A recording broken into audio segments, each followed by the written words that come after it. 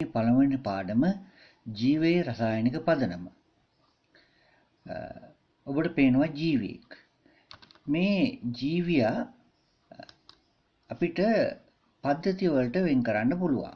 වෙනත් විදිහින් කිව්වොත් ජීවිය හැදිලා තියෙන්නේ පද්ධති ගණනාවකින්. ආහාර ජීර්ණ පද්ධතිය, බහිස්රාවී පද්ධතිය වගේ පද්ධති ගණනාවකින්. මේ පද්ධති අපිට අවයව වලට වෙන් කරන්න පුළුවන්. මොකද පද්ධතියක් හැදෙන්නේ අවයව වලින් හින්දා. අවයව අපිට පටක වලට වෙන් කරන්න පුළුවන්. ඒකට හේතුව තමයි අවයව හැදෙන්නේ පටක වලින් හින්දා. පටක සෛල දක්වා අපිට වෙන් කරන්න පුළුවන්. මොකද කාර්යයක් සඳහා හැඩ ගැහුණු සෛල සමූහයක් තමයි අපි පටකයක් කියලා කියන්නේ. එතකොට අවයව හා පටක අපිට සෛල දක්වා වෙන් කරන්න පුළුවන්. සෛල සංයෝග දක්වා වෙන් කරන්න පුළුවන්. වෙනත් විදිහෙන් කිව්වොත් සෛලයක් කියන එකක් හැදිලා තියෙන්නේ සංයෝග ගණනාවක් එකතු වෙලා. විවිධ වූ සංයෝග ගණනාවක් එක්වීමෙන් සෛලය ගොඩනගාගෙන තියෙනවා. සංයෝග හැදිලා තියෙන්නේ මූලද්‍රව්‍ය දෙකක් හෝ කීපයක් එකතු වීමෙන්. එකම වර්ගයේ පරමාණු සමූහයක් තමයි අපි මූලද්‍රව්‍යයක් කියන්නේ. මේ වගේ මූලද්‍රව්‍ය ගණනාවක් එකතු වෙලා හැදෙන්න පුළුවන් සංයෝග වලින් සෛල නිර්මාණය වෙනවා. මේ අනුව අපිට එක දෙයක් පැහැදිලි. මොකද්ද? ජීවියෙකු හැදිලා තියෙන එකින්ද මූලද්‍රව්‍ය හා සංයෝග වලින් කියලා. මේ පාඩමෙන් අපි බලාපොරොත්තු වෙන්නේ ජීවියෙක් ගොඩනැගීමට මූලික වන මෙම මූලද්‍රව්‍ය හා සංයෝග පිළිබඳව කතා කරන්නටයි. එහෙනම් අපි පාඩමට යමු. Please subscribe my page. අපි මුලින්ම බලමු මූලද්‍රව්‍යයක් කියන්නේ මොකක්ද කියලා. භෞතික හෝ වෙනත් රසායනික ක්‍රම මගින් තවදුරටත් වෙනත් ගුණධර්ම ද්‍රව්‍ය බවට බෙදන්න බැරි නිශ්චිත ගුණධර්ම සංශුද්ධ ද්‍රව්‍ය අපි මූලද්‍රව්‍ය කියලා කියනවා. විද්‍යාඥයෝ මේ වෙන විට මූලද්‍රව්‍ය 120ක් විතර හොයාගෙන තියෙනවා. මේ එක එක මූලද්‍රව්‍යයක් අනිත් මූලද්‍රව්‍යයෙන් වෙන් කරගන්න පුළුවන් වන එක එක මූලද්‍රව්‍ය වලටම නිශ්චිත වූ අනන්‍ය ලක්ෂණ තියෙනවා. මේ මූලද්‍රව්‍ය 120න් ස්වභාවික පරිසරයේ ස්වභාවික මූලද්‍රව්‍ය විදිහට හමු වෙන්නේ 92ක් විතර. ඒතර ඊතුරු මූලද්‍රව්‍ය මිනිසා විසින් නිර්මාණය කරපු කෘත්‍රිම මූලද්‍රව්‍ය වෙනවා. මේ මූලද්‍රව්‍ය 92න් ස්වභාවික පරිසරයේ හමු වෙන මූලද්‍රව්‍ය 92න් ජීවි දේහය තුල එහෙම නැත්නම් සතුන් හා ශාක තුල හමු වෙන්නේ 25ක් විතර මූලද්‍රව්‍ය ප්‍රමාණයක්. සියලු මූලද්‍රව්‍ය හමු වෙන්නේ නැහැ. 25ක් විතර සුළු ප්‍රමාණයක් තමයි හමු වෙන්නේ. මේ මූලද්‍රව්‍ය 25නොත් ජීවි දේහ තැනීම සඳහා විශාල වශයෙන් භාවිතා වෙන්නේ මූලද්‍රව්‍ය 4ක්.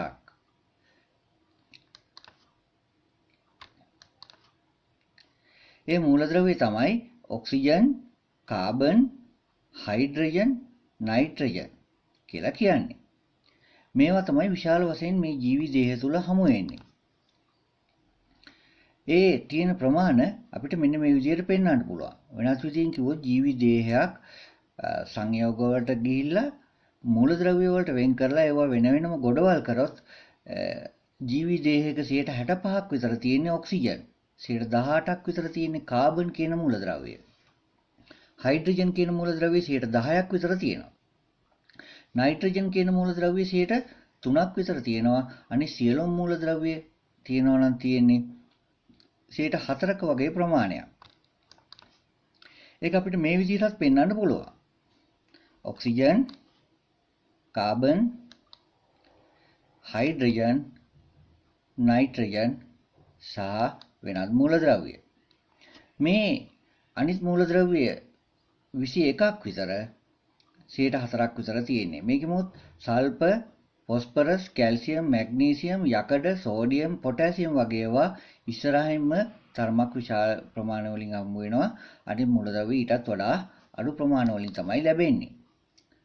මේ මූලද්‍රව්‍ය එකතු වෙලා අපේ ශරීරය තුල සංයෝග විශාල ප්‍රමාණයක් හදනවා. ජීවි දේහ තුල විවිධ සංයෝග හදනවා. මේ හදන සියලුම සංයෝග වලට අපිට පොදුවේ සජීවී පදාර්ථය කියලා කියන්න පුළුවන්. සජීව පදාර්ථය කියලා කියන්නේ එතකොට මේ ජීවද ගොඩනැගීමට මූලද්‍රව්‍ය සම්බන්ධ වෙන දේවල්. මේ සජීව පදාර්ථයේ තැනීමට සහභාගී වෙන සංයෝග අපිට ඉගෙන ගන්නට ලේසි වෙන්න මේවා කොටස් වලට බෙදා ගන්නවා. අපි මේක කාබනික හා අකාබනික සංයෝග කියලා කොටස් දෙකකටයි බෙදාගන්නේ. කාබනික සංයෝග කියලා කියන්නේ ඒකේ අනිවාර්යයෙන්ම කාබන් කියන මූලද්‍රව්‍යය තියෙනවා. ඒක ක්‍රියාකාරී විදිහටම කාබන් මූලද්‍රව්‍යය තියෙනවා. අපි මේ පාඩමේදී සජීව පදාර්ථය තුල හමු වෙන කාබනික සංයෝග පහක් ගැන ඉගෙන ගන්නවා. එකක් තමයි කාබෝහයිඩ්‍රේට් කියලා කියන්නේ. අනිත් එක ප්‍රෝටීන. ඊළඟ එක ලිපිඩ.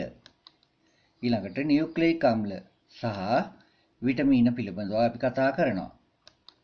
මේකෙන් පළවෙනි හතර ඒ කියන්නේ කාබෝහයිඩ්‍රේට්, ප්‍රෝටීන්, ලිපිඩ හා නියුක්ලියික් අම්ල කියන ඒවා ඍජුවම සජීව පදාර්ථය නිර්මාණය කරන්න දායක වෙනවා. අකාබනික සංයෝග කියලා කියන්නේ ක්‍රියාකාරී ලෙස කාබන් අඩංගු වෙන්නේ නැති සංයෝග. අපි අකාබනික සංයෝග ප්‍රධානව ඉගෙන ගන්න දෙකයි. එකක් ජලය. අනිත් එක තමයි ಖನಿජ ලවණ. මීට අමතරව අකාබනික සංයෝග විදියට දේහය තුල හමු වෙනවා වායු වර්ගත්. අපි මුලින්ම කාබනික සංයෝග පිළිබඳව සලකා බලමු. ඒ අතරිමුත් මුලින්ම කාබෝහයිඩ්‍රේට් පිළිබඳව බලමු. පෘථිවි මත හමු වෙන, ඒ කියන්නේ නැත්නම් අපි ඉන්න මේ පොළවේ හමු වෙන වැඩිපුරම හමු වෙන සුලභම කාබනික සංයෝගය තමයි කාබෝහයිඩ්‍රේට් කියලා කියන්නේ. කාබෝහයිඩ්‍රේට් කොහොමද මේ පෘථිවියට ලැබෙන්නේ? ඒක ලැබෙන ප්‍රධානම ප්‍රතිඵලයේ ක්‍රමය තමයි ප්‍රභා සංශ්ලේෂණය කියන්නේ. කාබෝහයිඩ්‍රේට් හැදිලා තියෙන ප්‍රධාන මූලද්‍රව්‍ය තුනක් එකතු වෙලා. කාබන්, හයිඩ්‍රජන් සහ ඔක්සිජන් කියන මූලද්‍රව්‍ය. මේ මූලද්‍රව්‍ය තුන අතර තියෙන විශේෂම ලක්ෂණය තමයි හයිඩ්‍රජන් සහ ඔක්සිජන් කියන මූලද්‍රව්‍ය මිශ්‍ර වෙලා තියෙන්නේ හයිඩ්‍රජන් සහ ඔක්සිජන් අතර අනුපාතය 2:1 වෙන විදිහට. ඒ අනුව කාබෝහයිඩ්‍රේට් වල පොදු අණුක සූත්‍රයේ විදිහට අපිට CX H2O Y ප්‍රමාණයක් කියලා කියන්න පුළුවන්. ඒකෙන් කියවෙන්නේ කාබෝහයිඩ්‍රේට් එකක් තුල කාබන් පරමාණු යම්කිසි ප්‍රමාණයක් තියෙන්න පුළුවන්. ඔක්සිජන් සහ හයිඩ්‍රජන් පරමාණුත් යම් ප්‍රමාණයක් තියෙන්න පුළුවන්. හැබැයි හයිඩ්‍රජන් දෙකකට ඔක්සිජන් එකක අනුපාතයක් තියෙනවා කියන එකයි මේකෙන් පැහැදිලි වෙන්නේ. කාබෝහයිඩ්‍රේට් කියන සංයෝගය හදන මූලික ඒකකයට අපි කියනවා සැකරයිඩ් කියලා. අඩංගු සැකරයිඩ් ගාන බලලා මේවා විවිධ විදිහට නම් කරලා තියෙනවා. මොනොසැකරයිඩ්, ඩයිසැකරයිඩ්, පොලිසැකරයිඩ් වගේ විදිහට. ඒ අනුව කාබෝහයිඩ්‍රේට් වර්ග තුනක් තියෙනවා. අපි මුලින්ම මොනොසැකරයිඩ් ගැන බලමු. එහෙම නැත්නම් කාබෝහයිඩ්‍රේට් වල මූලිකම ඒකකය. ඒකේ රසායනික සූත්‍රයේ ඔයගොල්ලෝ දකිනවා C6යි, ඒ කියන්නේ කාබන් පරමාණු 6යි, හයිඩ්‍රජන් පරමාණු 12ක්, ඔක්සිජන් පරමාණු 6ක් එකතු වෙලා තමයි මේ මොනොසැකරයිඩ් හැදෙන්නේ. මේවා සරල සීනි කියලාත් අපි හඳුන්වනවා. මොනොසැකරයිඩ් ස්ෆටික ස්වරූපයෙන් තියෙනවා, කියන්නේ කැට විදිහට. ජලය හොඳින් දිය වෙනවා. අපි බලමු මේ මොනොසැකරයිඩ් ආකාර තුන. එකක් ග්ලූකෝස්. මේ පිෂ්ඨමය ආහාර අපි ගන්න ආහාර ජීර්ණ වෙලා ශරීරයට උරා ගන්නේ ප්‍රධානම අන්තඵලයේ විදිහට ග්ලූකෝස් විදිහටයි. ප්‍රභා සංශ්ලේෂණයේ ප්‍රධාන නිෂ්පාදනය වෙන්නේ ග්ලූකෝස්. ශරීරයට ලබා ගන්නා මේ ග්ලූකෝස් ශ්වසනය හරහා සෛල ඇතුළේදී ශක්තිය නිෂ්පාදනය කිරීමට පාවිච්චි කරනවා. දෙවෙනි මොනොසැකරයිඩ් තමයි ෆ්‍රොක්ටෝස් කියලා කියන්නේ. ෆ්‍රුක්ටෝස් කියලා කියන්නේ අපිට හම්බ වෙන මොනොසැකරයිඩ් තුනෙන් රස වැඩිම මොනොසැකරයිඩ්. මේවට පළතුරු සීනි කියලාත් කියනවා. අපි ගැලැක්ටෝස් ගැන බලමු. ඒ තමයි තුන්වෙනි මොනොසැකරයිඩ් ආකාරය. ලැක්ටෝස් කියන ඩයිසැකරයිඩ්. අපි ඊළඟට කතා කරන ලැක්ටෝස් කියන ඩයිසැකරයිඩ් ජීර්ණ වෙලා මොනොසැකරයිඩයක් විදිහට ගැලැක්ටෝස් හැදෙනවා. මේක රස අඩුම සරල සීනි වර්ගයේ විදිහටයි අපි සලකන්නේ. ඒ වගේමයි ගැලැක්ටෝස් හමු වෙන්නේ සත්ව ශරීර තුලදී ශාකවලදී හමු වෙන සරල සීනි වර්ගයක් නෙවෙයි. මොනොසැකරයිඩ් හඳුනාගන්නේ කොහොමද? මොනොසැකරයිඩයක් හඳුනා ගන්නා ක්‍රියාවලිය අපි බලමු. මුලින්ම කරන්නේ අපි පරීක්ෂා කිරීමට බලාපොරොත්තු වෙන කාබෝහයිඩ්‍රේට් එක ජලයේ දිය කරන ජලීය ද්‍රාවණයක් හදාගෙන පිරිසිදු ජලීය ද්‍රාවණය පරීක්ෂණ නලයකට ලබා ගන්නවා. ඊට පස්සේ ඒකට බෙනඩික් කියන ද්‍රාවණයම නැත්නම් මිශ්‍රණයෙන් ස්වල්පයක් එකතු කරනවා. ඊට පස්සේ මේක පන්සන් 1000ක් ආධාරයෙන් රත් කරනවා.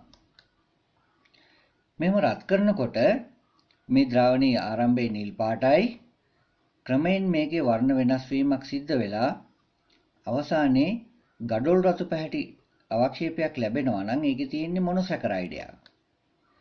මුලින්ම ලැබෙන්නේ නිල් පාට. ඊට පස්සේ තැඹිලි මේ කොළ පාට වගේ වෙනවා.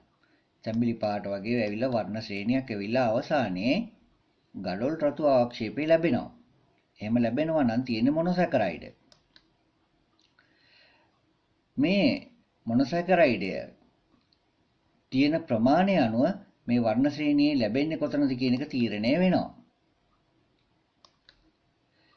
අපි දැන් ඩයිසැකරයිඩ් ගැන බලමු.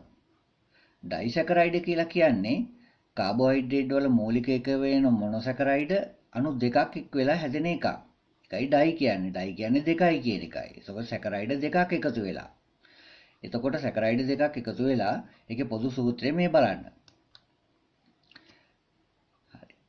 මේ සූත්‍රයේදී ඔබට පේනවා මොනොසැකරයිඩ් දෙකක් එකතු වුණා නම් හයිඩ්‍රජන් 24කුත් ඔක්සිජන් 12කුත් එන්න ඕන. නමුත් හයිඩ්‍රජන් දෙකක් සහ එක ඔක්සිජන් එකක් අඩුයි. ඒ කියන්නේ මොනොසැකරයිඩ් අණු දෙකක් එකතු වෙනකොට එක ජල අණුවක් ඉවත් වීම සිද්ධ වෙනවා. ඒක අපිට මේ විදිහට පෙන්වන්න පුළුවන්. මේක මොනොසැකරයිඩයක්, මේ තියෙන අනිත් මොනොසැකරයිඩය. මේ දෙක එකතු වුණාම ඩයිසැකරයිඩය හැදෙනවා. ඒකෙන් ජල අණුවක් ඉවත් වීම සිද්ධ වෙනවා. මේක අනිත් පැත්තට සිද්ධ වෙන්නත් පුළුවන්. අපි ඒකට කියනවා ජල විච්ඡේදනය වෙනවා කියලා. එතකොට ඩයිසැකරයිඩයක් ජල විච්ඡේදනය වුණාම ආපහු මොනොසැකරයිඩ් ලැබෙනවා. ඒක අපිට මෙහෙම ලියන්න පුළුවන්. මේ තියෙන්නේ ඩයිසැකරයිඩ්. ඒක ජලයත් එක්ක එකතු වෙලා මොනොසැකරයිඩ් අණු දෙකක් යලි හදන්න පුළුවන්කම තියෙනවා. මේක අපිට කෘත්‍රිමව සිද්ධ කරන්න පුළුවන්. එහෙම කරන්නේ ඩයිසැකරයිඩේ තනුක සල්ෆියුරික් ආම්ලයේ ස්වල්පයක් එකතු කරලා. එතකොට ඒක පහසුවෙන් මොනොසැකරයිඩ් බවට පත් වෙනවා. ඒක මෙන්න මෙහෙමයි අපිට පැහැදිලි කරන්න පුළුවන්නේ. ඔව්. මේ තියෙන ඩයිසැකරයිඩය ඒක ජල විච්ඡේදනය වෙනවා. ජල අණුවක් දෙකට ආදේශ වෙනවා. ඒ විදිහට මොනොසැකරයිඩ් බවට පත් වෙනවා ඩයිසැකරයිඩේට සල්ෆියුරික් ආම්ලය එකතු කරපුවාම. අපි ඩයිසැකරයිඩ් ගැන වැඩි දුරටත් බලමු. සාමාන්‍යයෙන් ඩයිසැකරයිඩ් වලට අපි කියන්නේ සීනි වර්ග කියලා. මේවත් මොනොසැකරයිඩ් වගේමයි ස්ෆටික ස්වරූපයෙන් තමයි තියෙන්නේ. ජලය ඊටම හොඳින් දිය වෙනවා. ඩයිසැකරයිඩ් ආකාර තුනක් තියෙනවා. එකක් අපි මෝල්ටෝස් කියලායි කියන්නේ. ග්ලූකෝස් අණු දෙකක් එකතු වෙලා තමයි හැදෙන්නේ. මූලික අණු අපි කියන ග්ලූකෝස් අණු දෙකක් එකතු වෙලා මෝල්ටෝස් හැදෙනවා. මේ තියෙන්නේ හැදෙන ක්‍රමය. මෝල්ටෝස් අපිට බහුලව බලා ගන්න පුළුවන් වෙනවා මේ ප්‍රරෝහණය වෙන බීජවල. ඊළඟ එක සුක්‍රෝස්. දෙවෙනි ඩයිසැකරයිඩ්. සුක්‍රෝස් හැදෙන්නේ ග්ලූකෝස් අණුවක් සහ ෆ්‍රුක්ටෝස් අණුවක් එකතු වෙලා. මේ විදිහට. උක්ෂාකේ බීට් වගේ ඒවායි ඉදුණු පළතුරු වල එහෙම සුක්‍රෝස් දකින්න පුළුවන්. රස වැඩිම ඩයිසැකරයිඩ් වෙන්නේ සුක්‍රෝස්. ඊළඟට ලැක්ටෝස්. ලැක්ටෝස් ග්ලූකෝස් අණුවක් සහ ගැලැක්ටෝස් කියන අණුවක් එකතු වෙලා තමයි හැදෙන්නේ. මෙන්න මේ විදිහට. මේක රසින් අඩුම ඩයිසැකරයිඩය. මේක සත්ව දේහ තුල තමයි හමු වෙන්නේ. කිරි ආහාරවල හමු වෙන ඩයිසැකරයිඩය. දැන් අපි ඩයිසැකරයිඩ හඳුනා ගන්න උත්සාහ කරමු. මේකෙදිත් පෙර පරීක්ෂණයමයි සිදු කරන්නේ. ඒ සඳහා බෙනඩික් ද්‍රාවණය පාවිච්චි කරනවා. අපි පරීක්ෂා කරන්න බගන්න ආහාරයේ ජලීය ද්‍රාවණයක් පරීක්ෂණ නලයකට එකතු කරනවා. බෙනඩික් ද්‍රාවණය දානවා. බන්සන් 1000කින් රත් කරනවා. නමුත් තියෙන්නේ ඩයිසැකරයිඩයක් නම් මේ වෙලාවේ අර වර්ණ විපර්යාසය ලැබෙන්නේ නැහැ. ඊට පස්සේ අපි දෙවෙනි පියවරට යනවා. අපි මොකද කරන්නේ? මේක ඩයිසැකරයිඩේ මොනොසැකරයිඩයක් වෙන්න තනුක සල්ෆියුරික් අම්ලයෙන් ස්වල්පයක් එකතු කරනවා. ඒකල අපි නැවත මේක රත් කරනවා. එතකොට නිල් පාටේ ඉඳලා වර්ණ ශ්‍රේණිය ලැබිලා ගඩොල් රතු ආක්ෂේපය ලැබෙනවා නම් ඒකේ තියෙන ඩයිසැකරයිඩය. මෙන්න වර්ණ ශ්‍රේණිය. මේ විදිහට වර්ණ ශ්‍රේණිය ලැබෙන්න පුළුවන්. එහෙම වුණොත් අපිට ඩයිසැකරයිඩය හඳුනා ගන්න පුළුවන්. අපි පරීක්ෂාවට ගන්න ද්‍රව්‍යයේ තියෙන ඩයිසැකරයිඩ් ප්‍රමාණය අනුව ලැබෙන වර්ණය කොච්චරද කියලා තීරණය වෙයි. අපි දැන් පොලිසැකරයිඩ් ගැන කතා කරමු. පොලි කියන එකේම තේරුම විශාල ප්‍රමාණයක් කියන එකයි. ඒකින්ද කාබෝහයිඩ්‍රේට් වල මූලික එක වෙන මොනොසැකරයිඩ් අණු විශාල ප්‍රමාණයක් එකතු වෙලා පොලිසැකරයිඩ් හැදෙනවා. ඒ හින්දා සූත්‍රයේදී ඔයගොල්ලෝ දකිනවා වගේම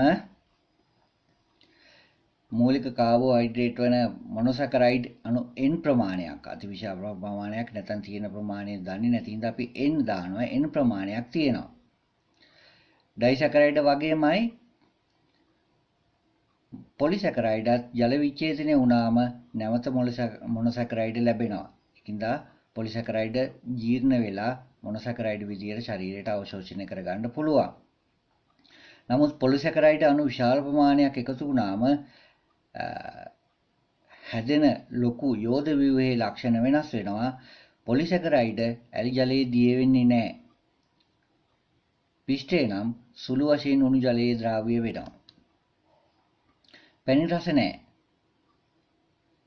සාමාන්‍යයෙන් අපි දැක්ක ඩයිසැකරයිඩ් සහ මොනොසැකරයිඩ් වගේ ස්පටික රූපී වෙන්නේත් නැහැ.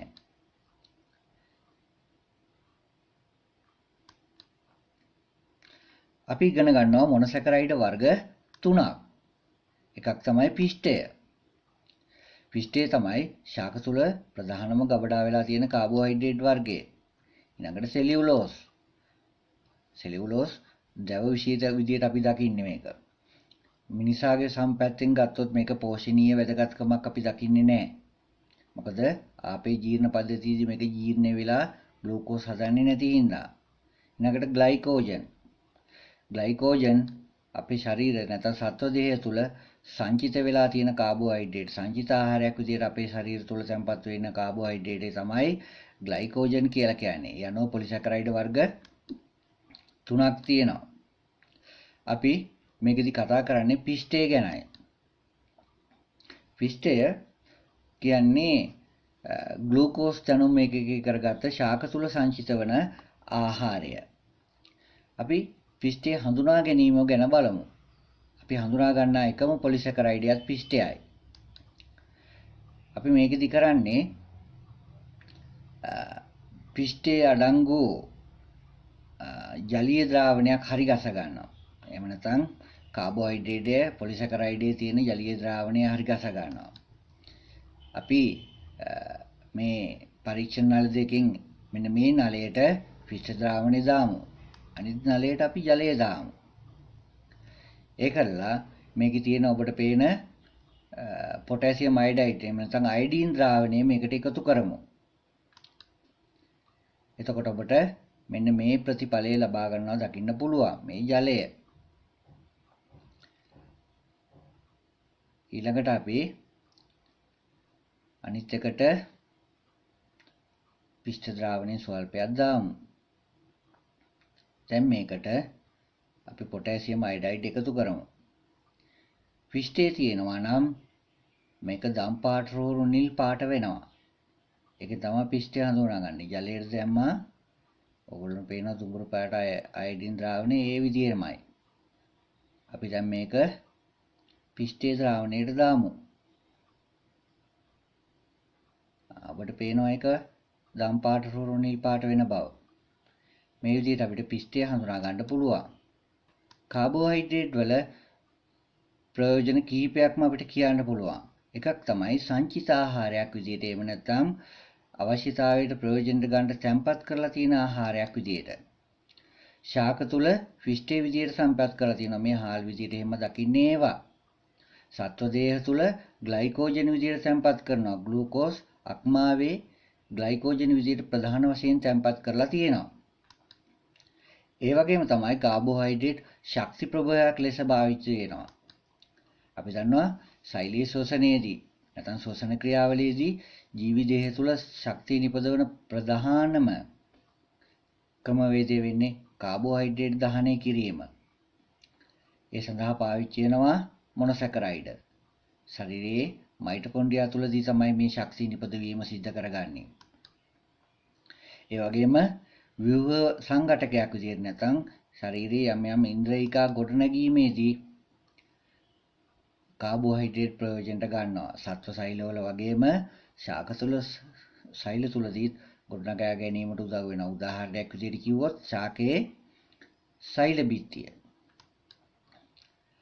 ඊළඟට නියුක්ලියික් අම්ල වගේ වයි ප්‍රධාන සංඝටකයක් වෙනවා. නියුක්ලියික් අම්ල කියලා කියන්නේ වර්ණ දෙහ එහෙම නැත්නම් අපි කියන DNA ගොඩනැගීමට මූලික වෙන ඒකකය. එතකොට ඒකේ තියෙන මූලික කොටසක් තමයි මේ කාබන් 5 සීනි එහෙම නැත්නම් පෙන්ටෝස් සීනි කියලා කියන්නේ. එතකොට ඒක කාබෝහයිඩ්‍රේට් එකක්. ඒකින්ද නියුක්ලියික් අම්ල වගේ ඒවා ගොඩනැගීම සඳහා ඉතාම වැදගත් කාබෝහයිඩ්‍රේට්. එහෙමනම් අපි ජීවයේ රසායනික පදනම යටතේ කාබනික සංයෝගවල කාබෝහයිඩ්‍රේට් පිළිබඳව ඉගෙන ගත්තා. අපි මීනක පාඩමෙන් ඉතුරු කාබනික සංයෝග පිළිබඳව සාකච්ඡා කරමු. එහෙමනම් ආයුබෝවන්.